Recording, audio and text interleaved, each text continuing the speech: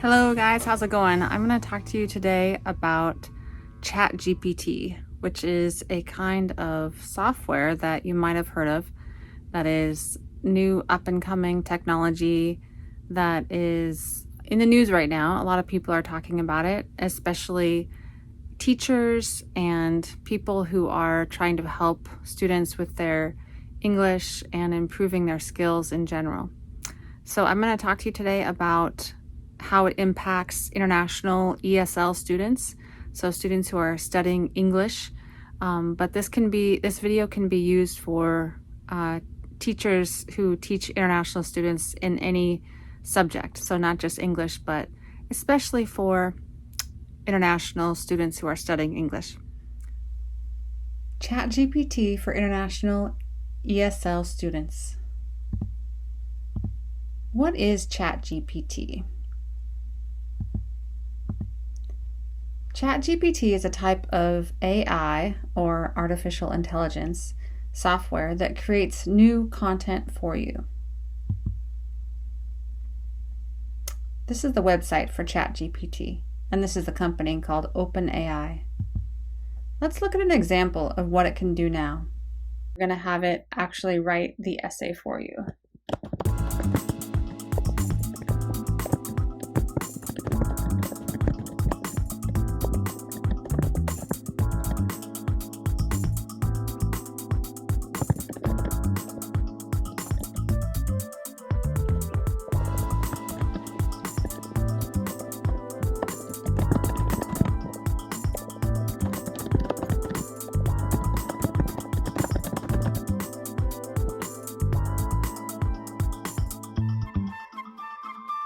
So you can see that I just told it to write the essay for me, and it went ahead and wrote the essay for me in 500 words.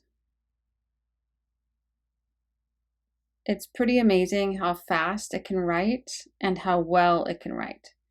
So this is an example of what ChatGPT can do for you. Okay, so now that we looked at an example of what ChatGPT can do for you, let's talk about what is helpful about ChatGPT for international ESL students. Obviously, it has perfect English, which is wonderful for international students who are studying English. It has native-like writing and organization, and it brainstorms new ideas for you. So these are all the positive things that ChatGPT can do for you. Why are teachers so worried about it? Well, because it's not your own original voice. When you have a computer write your essay for you, it's not you that's writing the essay, right? So it doesn't have your own original voice, your own ideas. And it's not helpful for improving your English skills. Obviously, if you're in the United States or if you're in your home country and you're studying English, you want to work on this on your own. You don't want a computer to do it for you. Is using ChatGPT the same as cheating?